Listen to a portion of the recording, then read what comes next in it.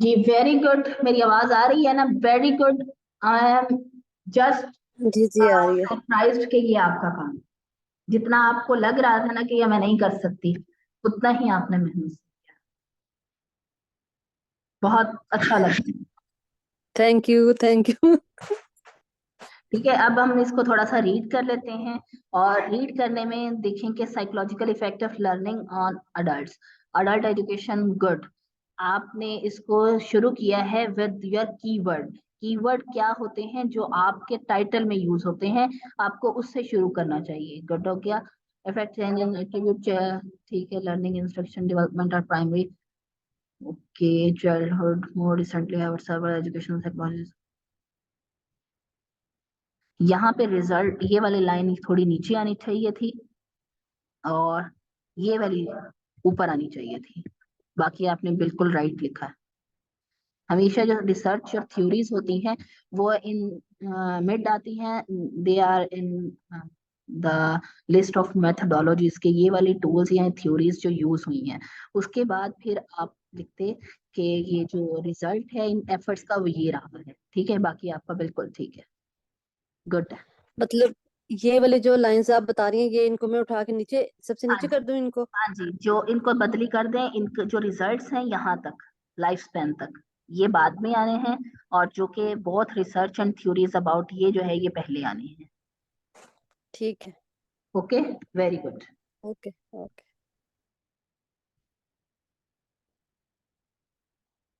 इन्होंने भी नहीं सबमिट कराई। अच्छा मैम, मुझे आपसे एक चीज पूछनी थी कि जो हम इंट्रोडक्शन लिखेंगे उसमें पहले जो साइटेशन आएगी, देन इंट्रोडक्शन, फिर रेफरेंसेस लास्ट में आएंगे। साइटेशन तो आपकी हर लाइन के साथ आएगी इंट्रोडक्शन में। जो लाइन आप लिख रहे हैं, लाइक सपोज टू कि ये इंट्रोडक्शन की लाइन है, ठीक है। तो इसको जिस जहां से आपने उठाया है, इसको आपने साइट करना है। और साइटेशन मैंने बता दिया किसे कहते हैं। ये होती है साइटेशन, ठीक है। और यहाँ से मैं आपको बता देती हूँ, ये होती है साइटेशन। यहाँ से जब आप करते हैं, ये होती है साइटेशन। ये रेफरेंस हो गया। अब इस रेफरेंस में से हम साइटेशन कैसे निकालते हैं, कि ये देखें, वाइट डी एंड फॉर्चून जे, ये क्या है? ये ऑथर्स हैं। अब आप पूछेंगे ये डी और जे क्या है? ये इनके फर्स्ट नेम है। यहाँ पे जब हम ऑथर्स के नेम लिखते हैं तो इनके लास्ट नेम पहले आते हैं। जैसे आपका नेम क्या है? आप अपना नेम पूरा बताएं। राबिया राबिया रिजवान। राबिया रिजवान। तो यहाँ पे अगर मैं आपका लिखती तो यहाँ पे रिजवान, कॉमा, आर, एंड कोई भी आगे, जैसे कि सादिया अफजल है तो अफजल, कॉमा, एस, ये होता। अब ये भी मैंने आपको बता दिया, ठीक है। ये ऑथर्स आपने लेने होते हैं, और ये आप उनका ईयर लेते हैं। इसको आपने कॉपी किया, और जो लाइन, सपोज टू कि मेरी ये वाली लाइन जो थी वो इस ऑथर ने लिखी थी या मैंने इस जगह से उठाई थी, तो मैं यहाँ पे कंट्रोल वी करके ये लिख दूंगी। और यहाँ पे इर्द गिर्द क्या दूंगी? ब्रैकेट्स। और अगर यहाँ पे ज्यादा होते, जैसे कि 5 से 6 होते ऑथर्स, तो मैं सिर्फ पहले ऑथर का नाम लिखती, फिर एट अल, कॉमा, मैं आपको ये करके दिखा देती हूँ। यहाँ से हम ये हटा रहे हैं। ये हमने कल किया था, दोबारा से कर रहे हैं ताकि आपके सामने एक बार लाइव हो जाए। Et, E T A L, et al, full stop, comma, फिर आपने इसको क्या करना है? इटैलिसाइज कर देना। ये होता है जब ज्यादा ऑथर हो, ठीक है। मैम तो बस एक ऑथर का नाम आएगा और बाकी हमने यही बाकी लिखना आपने है, एट एट ऑल। आल लिखना है। एट आल में पूरी टीम आ जाएगी। It's a Latin word. अच्छा जी, हम थे यहाँ पे इनका एब्स्ट्रैक्ट सेट देख रहे थे जो कि इन्होंने लिया हुआ था। अब यहाँ पे ये देखा जाए कि ये पहली बात कि आपका लेफ्ट जस्टिफिकेशन है। यहाँ पे ये लाइन जो है इस ये शो कर रही है कि ये आपने सिर्फ और सिर्फ उठा के डाले हुए हैं, मतलब कि इसकी एडिटिंग नहीं की गई। जो जिस रंग में था, जो जिस ढंग में था, आपने उसको ऐड किया है। It's not just adding a content in your paper, it's all about कि आपने उसको पैराग्राफ बताना है। अब यहाँ पे जैसे मैं आपका देख रहे हैं तो बेंजीन को आपने एब्स्ट्रैक्ट में डिफाइन किया हुआ है कि ये इसका ये फार्मूला होता है, ये कलरलेस होता है, ये आप इंट्रोडक्शन में बयान करें। यहाँ पे इम्पोर्टेंस बयान करें। आपने पहले टॉपिक लिखे, आपका टॉपिक मुझे नजर नहीं आ रहा है, उससे मैं आपको, मुझे पता ही नहीं है कि मैं एब्स्ट्रैक्ट किस चीज का पढ़ रही हूँ। दूसरी बात, जी आपने जी मिस, जब वाई आपने, बेंजीन इज, अब आप मुझे बता बेंजीन रहे हो, फैम, जिसने जी जी पढ़ना है, जिसने पढ़ना है उसने जी ये जी नहीं, आपको कॉल नहीं करेगा कि भाई ये इसका टाइटल क्या था। उसने सिर्फ और सिर्फ जो लिखा हुआ होगा उसी को रीड करना है। तो यहाँ पे ये वाली लाइन तो आनी नहीं चाहिए थी। दिस में भी अगर यहाँ पे आपने इंट्रोडक्शन में शुरू में लेके आना चाहती थी तो उसमें ऐड कर देती। यहाँ पे ये बिल्कुल भी इसका मकसद नहीं बनता, क्योंकि आपका क्या है कि benzene why important in aromatic industry, perfume industry. तो आप यहाँ से स्टार्ट ही वहीं से लेती कि इसकी इंपॉर्टेंस क्या है, उसके बाद कौन कौन से मेथड से ये यूज होके बनता है। आपने आगे सिर्फ और सिर्फ इसमें इंट्रोडक्शन लिखा हुआ है और इसकी क्या इंपॉर्टेंस है, कितना ये इकोनॉमिकली हमें हेल्प आउट कर रहे हैं, वो लाइंस ऐड करनी थी। ठीक है, ये ठीक लिखी हुई है। इंडस्ट्री में it is limited user in consumer item, ठीक है, ये भी ठीक है। बेंजीन इज रिकॉग्नाइज्ड, ये देखें। अब आपने इसकी, जब आप अपना पॉइंट लिख रहे होते हैं ना, तब आपने इसको चीज को क्या जाहिर करना होता है कि इन वैलिड ऑफ यू, आपके पॉइंट के साथ जो आप जिस चीज को वैलिड करना चाह रहे हैं उसको मुत्तफिक करे, उसको वेरीफाई करे। अब यहाँ पे आपने लिखा हुआ है today benzene is recognised as human carcinogenic. इसका मतलब मुझे पढ़ते ही ये पता चला कि ये तो भाई है ही कोई गलत चीज। उसके बाद exposure of high chemical cause leukaemia in worker, why you are adding this in. आप इसको, अगर इस चीज को आपने हाईलाइट भी करना है तो you will add this in some time of introduction के लास्ट पैराग्राफ में ऐड करेंगे।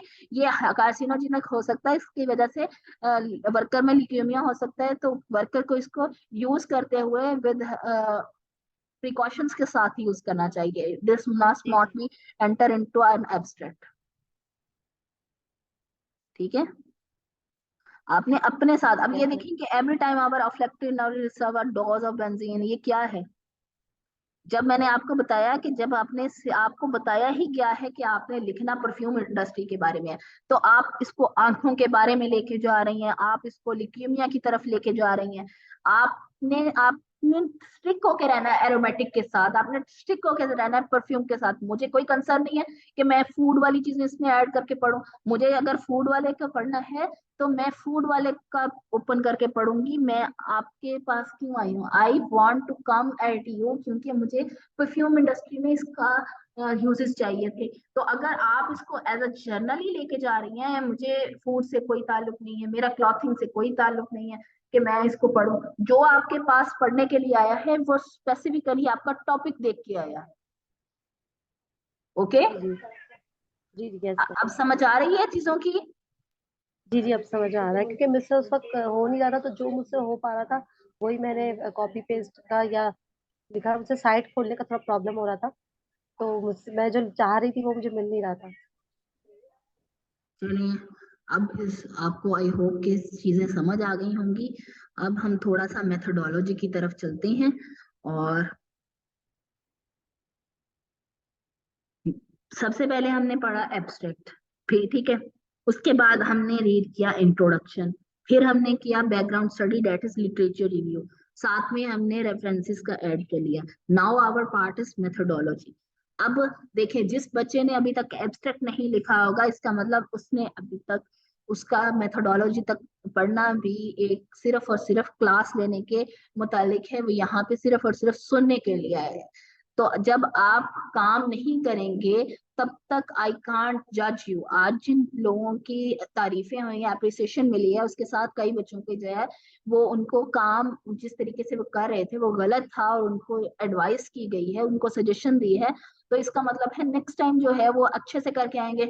और वो लोग जिन्होंने अभी तक हाथ ही नहीं लगाया, जिन्होंने कोई चीज रिटर्न नहीं की, तो इसका मतलब है कि वो सिर्फ और सिर्फ सुनने के लिए यहाँ पे बैठे हुए हैं, they are not interested to do any work.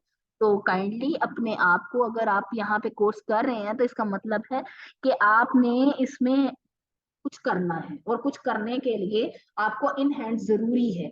In hand नहीं करेंगे, मैं आपके दिमागों में नहीं पुट कर सकती। मैंने मैंने जितना करना है मैं अपने दिखाने से करके दिखा सकती हूँ, आपका काम नहीं करके दे सकती।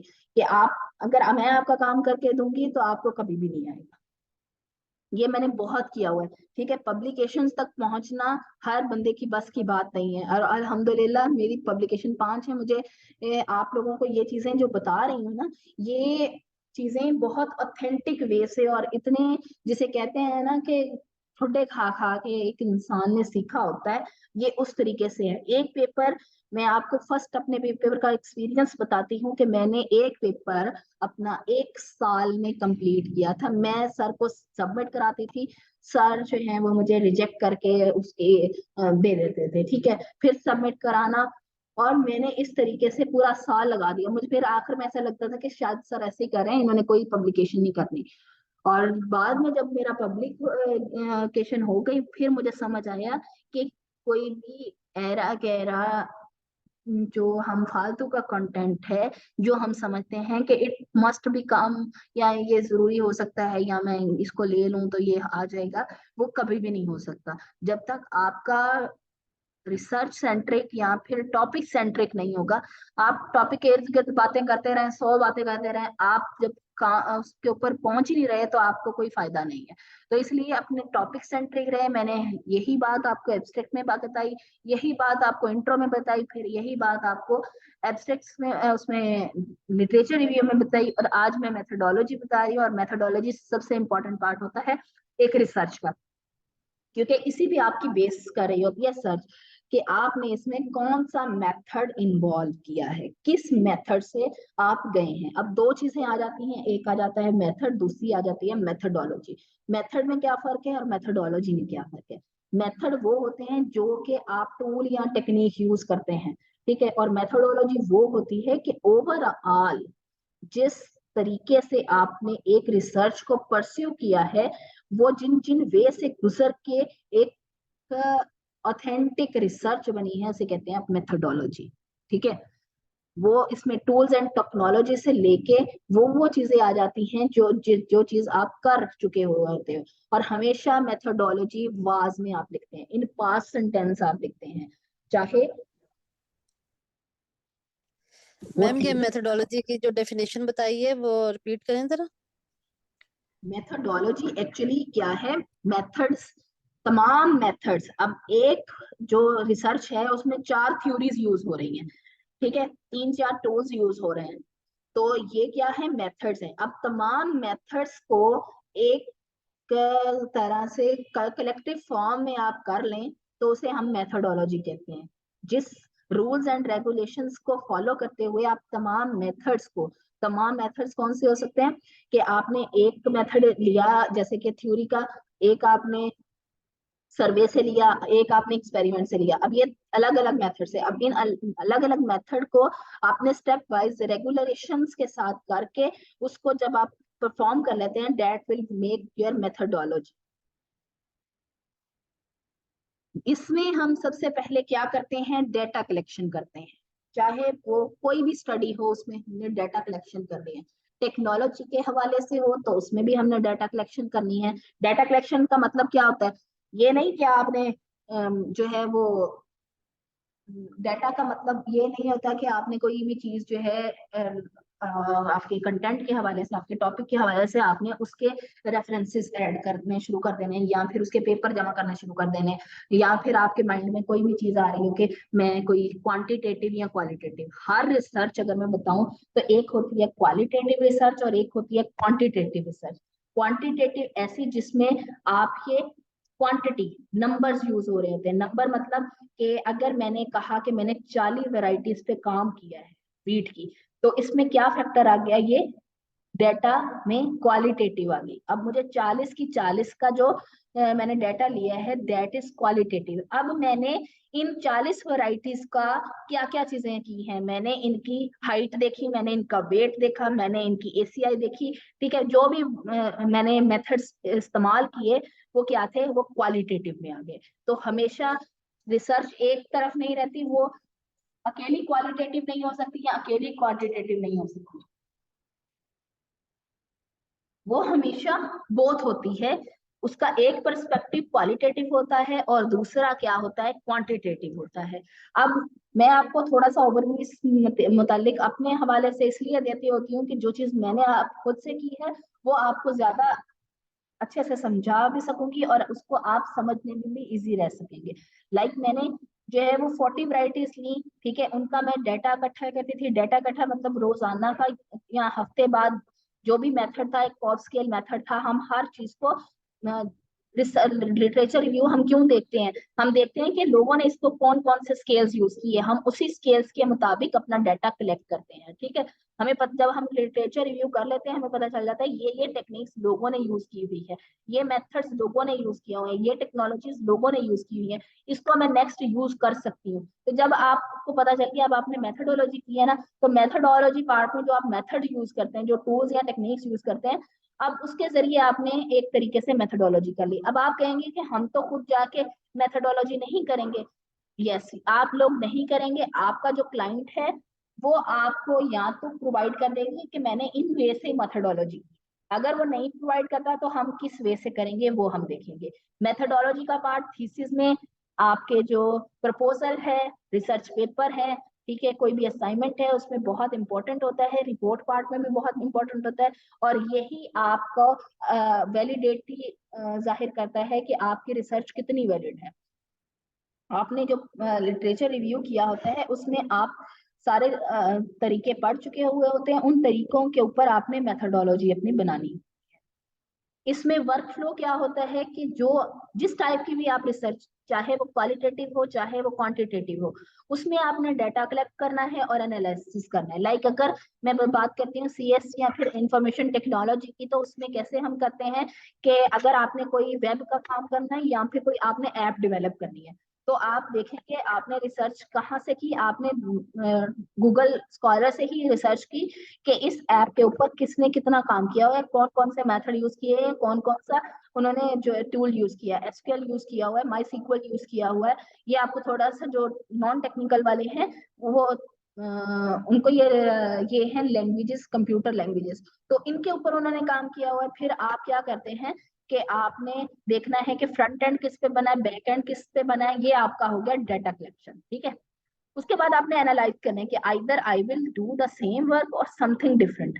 एनालिसिस कर लिया, एनालिसिस में आप फिर टेबल्स और ग्राफ्स बनाते हैं अपने ही, जो आपने रॉ डाटा इकट्ठा किया होता है वो आप एक्सेल में करें, वो आप वर्ड में करें, वो हर चीज का डिफरेंट होता है, वो काम से काम डिफरेंट हो जाता है, क्योंकि हर सब्जेक्ट अपने अंदर एक ना एक न्यूअलिटी रखता है। कि जैसे जो आप साइंस वाले हैं उनके अंदर क्या होगा कि अगर वो बॉटनी से रिलेटेड है तो उन्होंने प्लांट पे काम करना है, तो वो प्लांट में कौन कौन से केमिकल्स हैं उनको स्टडी करेंगे, ठीक है। और वो केमिकल्स को अगर कोई प्लांट है उसकी मॉर्फोलॉजी या फिर एनाटॉमी आपने चेकआउट करनी है, उसको आप ग्रो करते हैं, उसमें सैलिनिटी इफेक्ट देखना है, जो भी करना है आपने वो सारा चीजें क्या करनी है, बस गूगल स्कॉलर इनके मेथोडोलॉजी पार्ट से लेनी। फिर आपने देखना है कौन कौन से टूल लोगों ने यूज किए। टूल्स किसे कहते हैं, टूल ये वाले जो आपके घर में प्लास और ये पेचकस हैं, आम जुबान में हम इसे क्या कहते हैं, टूल्स। अब यहाँ पे जब रिसर्च में आते हैं तो टूल्स किस वे में आ जाते हैं, आपने किस वे से गए हो, कौन से टूल। इसमें जो टेक्निकल में आ जाता है वो माई सीक्वल आ गया, ठीक है, उसमें ये जो आपका आ गया एसक्यूएल आ गया, उसके बाद other thing C S S और सी प्लस प्लस। और इसी तरीके से जब अगर मैं बॉटनी की बात करूं या जोलॉजी की बात करूं, तो जो आपने डाइसेक्शन के लिए जोलॉजी वाले एनिमल को डाइसेक्ट करते हैं, उसको काटते चीरते हैं, तो उसके लिए डाइसेक्शन बॉक्स जरूरी होता है, ठीक है। उस हवाले से भी फिर उन्हें एक पूरे मेथड के साथ के किस तरफ से उन्हें काटना है, कट क्या करना है, प्लांट की अगर आप डाइसेक्शन कर रहे हैं तो ये सारा मेथडोलॉजी में आता है। और आपने जो भी मेथड चूज करने हैं उनको आप फिर राइट करते हैं किस वे से, अब हम उसको देखते हैं। स्टेप वन क्या होगा कि आपने इंट्रोड्यूस कराना है कि मेरा ओवरऑल अप्रोच क्या है। जब तक आपका कोई मेथड पड़ेगा ना, उसको आपने पहली 2 लाइनों में, एक पैराग्राफ में आपने ये बताना है कि मेरा फाइनल रिजल्ट में किसके लिए काम कर रही हूँ। जब भी आपको देखते हैं कि जैसे कि अभी आपने थ्योरी दिखाई थी एक, हमने किसकी, अडल्ट की थी, ठीक है, साइकोलॉजिकल इफेक्ट ऑफ लर्निंग। अब इसमें क्या है, मेथोडोलॉजी कौन सी इस्तेमाल हुई है, इसमें थ्योरीज जो कि पीछे आपके रिसर्चर्स ने उन पे काम किया हुआ है, आपने उस थ्योरीज को जो है आपने कहना है कि मेरी असल क्या अप्रोच है कि मैं ये देखना चाह रही हूँ कि अडल्ट पे जो साइकोलॉजिकल इफेक्ट होता है लर्निंग का वो कैसे होता है। अब उसके लिए आप चाहे जो भी थ्योरीज आप सर्च करती हैं उनके आपने असरात देखने हैं। इसी तरीके से अगर आपका, हमने अभी टॉपिक देखा बेंजीन का, तो आपने बेंजीन में कि बेंजीन जो है वो एरोमेटिक इंडस्ट्री में या फिर परफ्यूम इंडस्ट्री में कैसे इम्पोर्टेंस है, तो इसमें आपने, आपकी अप्रोच क्या होनी चाहिए कि परफ्यूम जो बेंजीन से बन रहे हैं उनमें क्या चीजें ऐसी हैं जो कि उसको ज्यादा इफेक्टिव बना रही हैं और इकोनॉमिकली इंपॉर्टेंट बना रही हैं। तो उसमें आप कौन कौन से मेथड आ सकते हैं, वो बाय केमिकली भी हो सकता है, बाय इंडस्ट्रियली भी हो सकता है, ये आपने खुद देखना है। ठीक है, हमेशा क्वेश्चन से अपना चीज स्टार्ट करें। वो सारे क्वेश्चन कौन कौन से होंगे, डब्ल्यूज वाले होंगे, 5 W को करेंगे। व्हाट, व्हाई, वेयर, के व्हाट आर यू स्टडिंग, आप किस चीज को इन्वेस्टिगेट करना चाह रही हैं, कौन सी प्रॉब्लम ऐसी है जिसको सॉल्व करना चाह रही हैं, विच आ गया। ठीक है, वेयर, कहाँ पे आपने ये जो रिसर्च मेथोडोलॉजी है ये मेथोडोलॉजी आपने की है, तो वहां पे वेयर का ऑप्शन आ गया। उसके बाद आपने हाउ, ये कैसे मुमकिन हुआ, कैसे आपने इसको किया। ठीक है, ये चीजें जब तक आप आंसर नहीं करेंगे तब तक आपकी जो मेथोडोलॉजी है वो फेल है। और इसको ऐसे ही आपने अप्रोच करना है कि एक रिलेशनशिप का करना है। सबसे पहले व्हाट का आंसर करें, फिर विच का आंसर करें, फिर वेयर का आंसर करें, और फिर आप हाउ का आंसर करें। तो इस तरीके से आप अपने जो मेथोडोलॉजीज हैं उनको by answering some question of W you can cover your methodology part. अब दो तरह की स्टडी होती है, जैसे मैंने आपको बताया, क्वांटिटेटिवली और क्वालिटेटिवली। कोई भी स्टडी एक चीज पे मुश्तमिल नहीं हो सकती, जो उसके फैक्टर्स होंगे। जैसे कि अभी आप देखें कि लर्निंग में अडल्ट का क्या काम है, ठीक है, अडल्ट के ऊपर साइकोलॉजिकल इफेक्ट्स कैसे हो रहे हैं। तो अब अगर आप उसको क्वांटिटेटिव लेके जाना चाह रही हैं तो क्वालिटेटिव, जितने आपने बच्चे इसमें इन्वॉल्व किए, अडल्ट से इन्वॉल्व किए हैं, आप कोई भी स्टडी कर रहे हो, इतने अडल्ट इसमें इन्वॉल्व थे, 140 थे, 100 थे, 40 थे, जो भी थे, they are in quantitative data. ठीक है, उसके बाद उनके ऊपर आपने उनके क्या क्या देखा कि उनसे आपने कोई एग्जाम लिया, उनके उनका इफेक्ट क्या है। ठीक है, उसके बाद या फिर आपने उनसे कोई एक्टिविटीज कराई तो उसमें उन्होंने कितने मार्क्स गेट किए। This is the thing. और इसी तरीके से जो आपने मुझे अभी प्रोजेक्ट मैनेजमेंट में आप कैसे कर सकते हैं कि प्रोजेक्ट मैनेजमेंट टेक्नोलॉजी में किस तरीके से आ सकता है। तो अब इसमें क्वालिटेटिव और क्वांटिटेटिव, क्वांटिटेटिव कौन सा होगा, जो फैक्टर आप लेंगे, फैक्टर कौन से होंगे कि उनके प्रोजेक्ट के मार्क्स क्या हैं, उनके आपकी प्रोजेक्ट मैनेजमेंट में जो भी चीजें आ जाती हैं, लीडरशिप आ जाती है, ठीक है, ये आपकी लर्निंग आ सकती है, इनके क्या क्या स्कोर रहे हैं।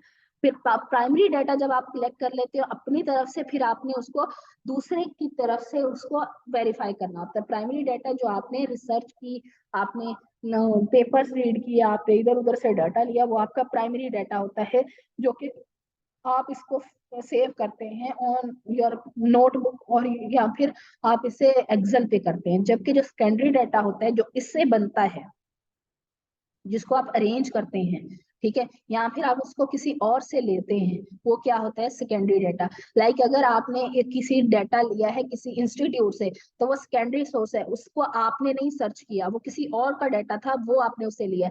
अब आपने अगर गूगल स्कॉलर से डाटा लिया, that will be secondary data. तो अगर कोई खुद से रिसर्च करेगा, जैसे मैंने जो है वो खुद से किया था, डेट वाज क्या था, प्राइमरी डाटा कलेक्शन। उसके बाद मैंने उसको एनालाइज किया, कुछ डाटा मैंने क्या किया, अपना उठाया गूगल स्कॉलर से, तो दैट वाज सेकेंडरी डाटा, क्योंकि वो किसी और की रिसर्च थी। उसके बाद आप इसमें वेरिएबल्स और जो ऑब्जर्वेशंस हैं, इसका बहुत कमाल है। जैसे ही आप लिखेंगे आपको पता चलेगा कि वेरिएबल्स क्या होते हैं। एक्स वाई, हर स्टडी में एक्स वाई नहीं होता, वेरिएबल्स लाइक कौन कौन से आप फैक्टर कर रहे हैं। जैसे कि मैं अगर प्लाट की हाइट और वेट कर रही हूँ, दैट आर वेरिएबल्स। अब हम ऑप्शन पे आ जाते हैं, डेट इज के हम करेंगे वाई क्वेश्चन को आंसर करेंगे। आपने अपने डिसिप्लिन, अपने सब्जेक्ट के अंदर रहते हुए उसके ऊपर डिपेंड करना है कि आप जो स्टार्ट कर रहे हैं डिस्कशन, उसमें आपने एक कनेक्शन पैदा करना है। कनेक्शन के ये वाई स्टडी आपके क्यों कर रहे हैं, ठीक है, ये आप इसका मकसद क्या है, आपकी स्टडी करने का मकसद क्या है, जो आप टॉपिक लिख रहे हैं एक्चुअल द वे। अब ये नहीं लिख देना कि भाई मुझे तो दिया गया था इसलिए मैं लिख रही हूँ, this is not the answer. आप जो ये आपका टॉपिक है, इसके क्या क्वेश्चन निकल रहे हैं, उसको आप क्या आंसर कर रही हैं। तो उसके बाद कौन सा स्टैंडर्ड मेथोडोलॉजी आप यूज कर रहे हैं, बहुत आपके सब्जेक्ट के रिलेटेड हर किसी को आपकी मेथोडोलॉजीज मिल जाएंगी। अब मैं बात जो करना चाह रही हूँ ये है कि आपने मेथोडोलॉजी लेनी कैसी है और उसके एथिकल कंसिडरेशन। सबसे पहले आपने बताना है कि मैं किन क्वेश्चंस को आंसर कर रही हूँ, कौन से स्टैंडर्ड मेथड, कौन सी थ्योरीज या फिर टेक्नोलॉजीज में यूज कर रही हूँ। उसके बाद आप एथिकल, एथिकल हर चीज में आते हैं कि अगर जो आप जिस चीज पे रिसर्च कर रहे हैं उसका किसी दूसरे पे इफेक्ट तो नहीं है, एथिकल इश्यूज तो नहीं है। लाइक आपने जैसे लिखा हुआ था वहां पे कि लिक्यूमिया काज हो जाता है अगर इसकी वर्कर इसको ज्यादा इंटरेक्ट करें। तो अब ये क्या है, ये एक एथिकल कंसिडरेशन है। अब इसको आपने जब इंक्लूड करना है तो इसकी प्रिकॉशंस देनी है, this is called ethical consideration. जब यस मैम। वर्कर्स काम करें तो they should not directly interact with the material और chemical, they should use gloves and other things. उसके बाद फिर आपने क्या करना है कि अपनी जो रिसर्च है उसको दूसरे डाटा के साथ कंपेयर करना। क्वांटिटेटिव आई होप सो कि I will give you a whole detail के क्वालिटेटिव होता क्या है, आप इसमें वेरिएबल्स कैसे मेजर करते हैं। अब मैं आपको जो चीज देने वाली हूँ ना वो ये है कि आपके जो टॉपिक्स हैं उसकी आपने मेथोडोलॉजी आप लोगों ने लिखने हैं, लेकिन आप लोगों ने इसके पेपर सेव किए हैं, मुझे ये बताएं। पेपर्स अपने लाइब्रेरी में सेव किए हुए हैं। मिस मैं कुछ तो पेपर सेव जैसे किए थे, साइट वगैरह जो आप कह रही थी, जो पेपर थे हाँ वो जी, सेव किए थे। इसमें होता है जो आप, अब मैं बताऊंगी कि कैसे आपने उसमें से डाटा लेना है जो सेव्ड पेपर है, और जो आप अलग पेपर निकालेंगे उसमें से कैसे डाटा लेंगे। इस जब मेथड आप करते हैं यूज तो उसमें एक आता है इंक्लूजन और एक्सक्लूजन। इंक्लूजन और एक्सक्लूजन, इंक्लूजन में कि आप कौन सी चीजों को इन्वॉल्व कर रहे हो। लाइक अगर मैं साइकोलॉजिकल स्टडी में अपनी कुछ थ्योरीज ऐड कर रही हूँ, कोग्निटिव थ्योरीज ऐड कर रही हूँ, लर्निंग मेथड ऐड कर रही हूँ, तो मेरे अंदर एक्सक्लूजन क्या होगा। मैंने अडल्ट पे किया है तो इसका मतलब मैं चिल्ड्रंस की बात नहीं करूंगी, इसका मतलब exclusion is the my criteria. Exclude करना होता है और एक होता है इंक्लूड।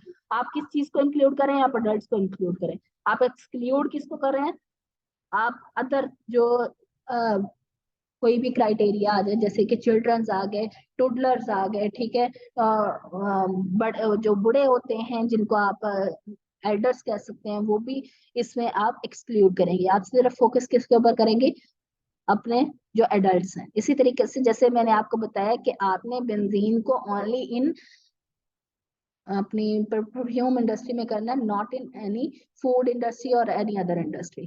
तो जो आप यूज कर रहे हैं आपने उसमें स्पेसिफिक रहना है। Okay ma'am. तीन तरह के होते हैं डाटा कलेक्शन, एक सर्वे से होता है, एक एक्सपेरिमेंट से होता है और एक एक्सिस्टिंग डाटा से होता है। सर्वे से आप कैसे करते हैं, आप क्वेश्चन आयर देखा होगा आपने कि जो आपके कुछ मेथड्स होते हैं उसमें क्वेश्चन आयर्स ऐड किए जाते हैं। लाइक मेरी जो 2020 में एक स्टडी थी उसमें हमने क्वेश्चन आयर ऐड किया था, वो ये था कि जब आपको खांसी या फिर जुकाम या फिर जो भी रिस्पायरेटरी डिसऑर्डर्स होते हैं उसमें आप कोई कहवा इस्तेमाल करते हैं तो उस कहवे में आप कौन कौन से प्लांट के जो यूज करते हैं। तो लोगों ने फिर उसको, ये एक रियल स्टडी थी, तो उसमें फिर जो जो वो यूज करते थे कि जिंजर, गार्लिक, नीम, मैंगो, और जो फिर उनके आगे क्वेश्चन थे कि क्या आप इसके लीव्स यूज करते हैं या फिर आप इसके जड़ यूज करते हैं, रूट शूट या फिर कोई और फ्रूट यूज करते हैं। तो इट इज अ लॉन्ग एक क्वेश्चन आयर था। अब ये डिजाइन क्वेश्चन आयर हम अपने टॉपिक के हवाले से कहते हैं कि आइदर हमारा सर्वे बेस्ड है या फिर हमारा दूसरा है। अब जो क्वेश्चन के टॉपिक से ही आपको पता चल जाता है कि ये सर्वे बेस्ड है, एक्सपेरिमेंट बेस्ड होगा या एग्जिस्टिंग बेस्ड होगा। जैसे कि आपका है जो कि बेंजीन वाला है, वो क्या है, एक्सपेरिमेंट बेस है। उसमें क्या है, कुछ एक्सपेरिमेंट करके उसको टूल्स और अपने टेक्निक्स और प्रोसीजर यूज करते हुए तो बेंजीन को यूज करना है इन इंडस्ट्री ऑफ परफ्यूम। जबकि जो आपका दूसरा, अगर मैं आपको कहूँ कि यही आपने लेना है कि हाउ मैनी, अगर मैं आपको ये वाला टॉपिक ना देती और ये देती, how many people use perfume of benzene specifically, तो आप फिर लोगों से सर्वे लेते हैं कि कितने लोग हैं वो यूज करते हैं, उनकी एजेस क्या है, वो कितने का बाय करते हैं, वो क्या डिस्क्रिप्शन पढ़ते हैं कि नहीं पढ़ते, ये आप फिर क्वेश्चनर में ऐड करते हैं। अब आपका क्या है, एक्सपेरिमेंट बेस है। तो उसके बाद जो एग्जिस्टिंग डाटा है, जैसे कि साइकोलॉजिकल इफेक्ट जो है, वो क्या है, एग्जिस्टिंग डाटा पे मुश्तमिल है। ये पहले से स्टडीज हो चुकी है, आपने सिर्फ और सिर्फ इसके सोर्स जहां से आप डाटा ले रही हैं उससे आपने क्या करना है, कॉपी करना है, जो आप उससे डाटा कंडक्ट करना है वहां से डाटा कलेक्ट करना है। तो ये होंगे तीन मेथड, सर्वे, एक्सपेरिमेंट और एग्जिस्टिंग डाटा। और हर स्टडी अपने अंदर एक अलग रखती है। जैसे कि मैथ्स के कुछ होते हैं दैट आर सर्वे बेस्ड, कुछ जैसे कि केमिकल, बॉटनी, जोलॉजी, इनसे रिलेटेड हो गए, लाइफ साइंसेज से रिलेटेड हो गए, they will be experiment based. और जो हो गए आपके education based, they must be on existing data based. उसके बाद आपने एनालिसिस करना है, जो आपने चीज पकड़ी है, जो आपने डाटा लिया है, उसका एनालिसिस होता है और वो आप डिस्कस करते हैं कि आइदर इसका रिजल्ट जो आ रहा है वो आपके इंट्रोडक्शन के साथ, मतलब जो आपने इंट्रोडक्शन में बात कही, एब्स्ट्रैक्ट में बात कही, अब आप इंट्रोडक्शन में आ गई हैं, उन सब के रेलिवेंस ही जा रहा है या फिर मुखालिफ जा रहा है, तो आपने ये चीज जरूर उसमें एनालाइज करनी है। उसके बाद क्वांटिटेटिव मेथड, ये नंबर्स पे बेस्ड होते हैं, इसमें आपको पूरा का पूरा एक तरह से डाटा कलेक्ट करना पड़ता है, फिर उसके ऊपर उसको अरेंज करना पड़ता है, उसके ऊपर कुछ सॉफ्टवेयर, एसपीएसएस डाटा और कुछ टेस्ट, स्टैटिस्टिकल टेस्ट लगाने पड़ते हैं। ये जो प्रोजेक्ट मैनेजमेंट वाले बच्चे हैं, इन्होंने ये टेस्ट पढ़े होंगे आई थिंक, स्टैट में linear regression, two tail test, तो आई थिंक आपने पढ़े हैं। जी जुनैरा, आपने पढ़े हैं ये? और आई होप सो कि ये सब के सब्जेक्ट्स में इंक्लूड होते हैं, और ये वही लोग कर सकते हैं that are related with the maths, stats और बीबीए। ये वो लोग बच्चे परेशान ना हो जो इन चीजों से वाकिफ नहीं है। लास्ट में and the least not the least, कि आपने क्या चीज करनी है, अपने ऑब्जेक्टिव पे फोकस रहना है। जैसे कि अभी आपने देखा था कि राबिया ने इधर उधर की बातें ज्यादा लिखी हुई थी रेदर देन गोइंग टू हर टॉपिक। तो अपने ऑब्जेक्टिव पे फोकस रहना है कि जो आप शुरू से बात करते आ रहे हो, आइदर मेरा टॉपिक पे मेरी जो मेथोडोलॉजी है वो स्टिक कर रही है या नहीं कर रही। अगर नहीं कर रही तो इसका मतलब आपकी जो है वो चीजें मैच नहीं कर रही, दे आर नॉट कंसिडरेबल। तो उसमें आपकी प्रॉब्लम जो है, जो आपका मेथड्स है, एक्चुअली वो क्या कर रहे होते हैं, आपकी प्रॉब्लम को सॉल्व कर रहे होते हैं। तो इसलिए ये चीज जरूरी है। फिर साइटेशन मैंने आपको बता दिया कि आपने कैसे साइट करना है। और उसके बाद अपनी प्रैक्टिस, एक पूरी जो टाइप ऑफ रिसर्च है उसके आपने जैसे किया होता है उसको एनालाइज करें कि जो पिछली रिसर्च थी, जो कि आपने लिटरेचर रिव्यू में पढ़ी, जो आप न्यू इंट्रोड्यूस करा रहे हैं, उसमें और इसमें क्या गैप है। और हमेशा अपनी ऑडियंस को देखते हुए लिखिए। लाइक आपका ऑडियंस क्या है, आपके सब्जेक्ट की ही ऑडियंस है। ये नहीं है कि जैसे साइकोलॉजिकल वाले बच्चे जो हैं वो के साइंस पढ़ना स्टार्ट कर दें, तो आपकी ऑडियंस, तो आपने उनका ख्याल करते हुए कि भाई ये कभी भी तो पढ़ सकते हैं, तो आपने उसका फैक्टर ऐड कर दिया, नहीं। आपने अपने टॉपिक के साथ स्टिक रहना है, क्योंकि आपका जो स्पेसिफिक टॉपिक है आपके सब्जेक्ट के लिहाज से, तो वो सब्जेक्ट सिर्फ सब्जेक्ट रिलेटेड लोग ही पढ़ेंगे। कभी आपने देखा है कि आपने किसी और की चीजें पढ़ी हो? नहीं। आपने अपने, जब तक आपको अपनी ऑडियंस का नहीं पता, आप जैसे कि मैं जो है वो जनरल बातें करना स्टार्ट कर दूं सिर्फ और सिर्फ अपनी रिसर्च स्टडी में इधर उधर की, कि ये कोई भी पढ़ सकता है, नो। आपकी एकेडेमिया सिर्फ और सिर्फ एजुकेटेड पीपल पढ़ सकते हैं, इसलिए आपकी ऑडियंस आपके सब्जेक्ट से रिलेटेड होती है और उनके पास लॉट ऑफ बैकग्राउंड होता है, they may be professor, they may be researcher, तो इसलिए अपनी जो है वो ऑडियंस को आपने टारगेट जरूर करें। ठीक है, अब हम देखते हैं अब आपने लिखना कैसे है। जो आपका मेथोडोलॉजी पार्ट होता है वो आपने कहाँ से लेना होता है, हमेशा मेथड से। ठीक है, मेथड आपके मटेरियल एंड मेथड, सबसे पहले आपने मटेरियल्स का बताना कि क्या क्या चीजें आप यूज कर रहे हैं, ये हमेशा इंट्रोड्यूस कराएं कि कौन सी मेथोडोलॉजी आप यूज कर रहे हैं, तो क्या आपके मेथड्स होंगे, क्या आपके जो मटेरियल है, जैसे कि साइंस वालों ने रिसर्च में बताने हैं कि मैंने ये चीजें यूज की है। ये देखें कि यहाँ पे मैंने इस चीज को मेंशन किया है कि ये वाले प्लांट्स यूज होंगे, ये फंगस यूज होगी, इतने इतने ml पे यूज होगी। ठीक है, उसके बाद इसको नेक्स्ट जो है वो इनका तरीका बताया, फिर अलग अलग पॉइंट्स में इसको बता दिया।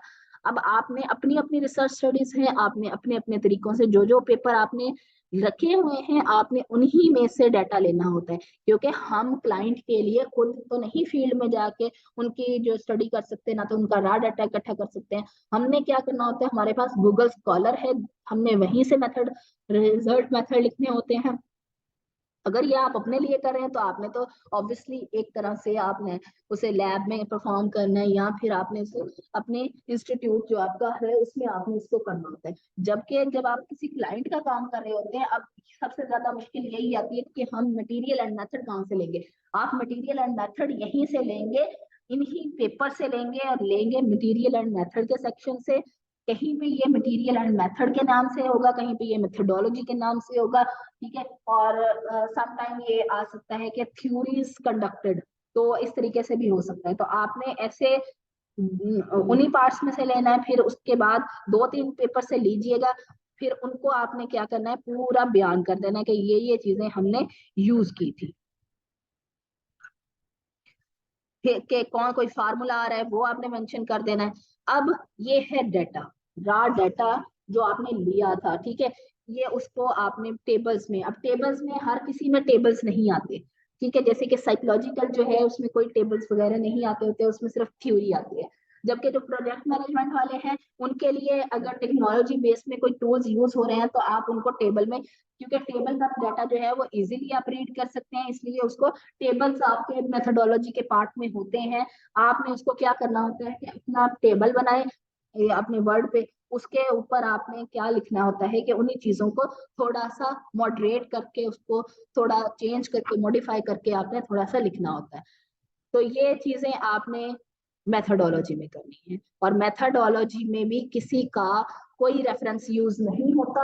आपने अगर हाँ कोई मेथड आपका किसी ने यूज किया था, जैसे कि रिसर्चेस जो हैं वो कोई थ्योरीज जो है वो पीछे लोगों ने, जो रिसर्चर्स हैं उन्हीं ने कंडक्ट कराई होती, तो आप तब उससे मेंशन कर सकते हैं। जैसे कि मैंने ये फार्मूला अगर कहीं से लिया है तो मैंने उसके ऑथर को जरूर बताना है कि भाई मैंने ये फार्मूला कहाँ से लिया।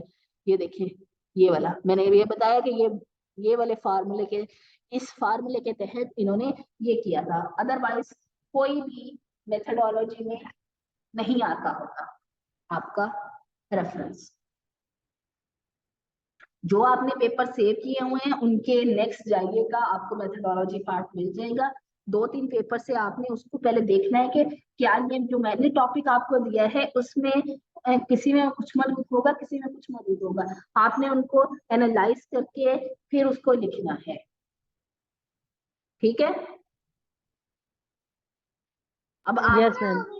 आपने अब क्या करना है, अब आपने, मैं आपको ज्यादा काम नहीं दे रही, आपने अगर किसी का थ्योरी बेस है उसमें 2 थ्योरी लिखनी है, अगर किसी का एक्सपेरिमेंट बेस है तो वो आप सिर्फ और सिर्फ 2 मेथड्स को उसमें इनरोल कर लीजिएगा। जैसे मैंने यहाँ पे 2.2 में इसका स्प्रे लिखा हुआ है, 2.1 में मैंने किसी और का स्प्रे लिखा हुआ था, तो आप सिर्फ और सिर्फ 2 मेथड यूज कर लें, ज्यादा मेथड यूज करने की जरूरत नहीं है। या फिर आपने जो एब्स्ट्रैक्ट में बयान किया हुआ है चीजें उसको आप उसमें लिख दें, अदरवाइज ज्यादा चीजें नहीं करें। ठीक है, इतना नहीं काम दे तो रही, मैम की 2 हेडिंग हेडिंग्स बना नंबर सकते। 1 में। हाँ जी, नंबर 1 हेडिंग्स अगर आपकी बनती हुई, ये नहीं हुई कि उसकी हेडिंग बन नहीं रही, आप उसकी हेडिंग बना रहे हैं। इसमें क्योंकि 3 से 4 मेथड्स मैं यूज कर रही थी, इसलिए मैंने उसकी 4 मेथड उसके 4 हेडिंग थी। तो आप इसमें 2 यूज कर रहे हैं तो आप 2 हेडिंग दे सकते हैं।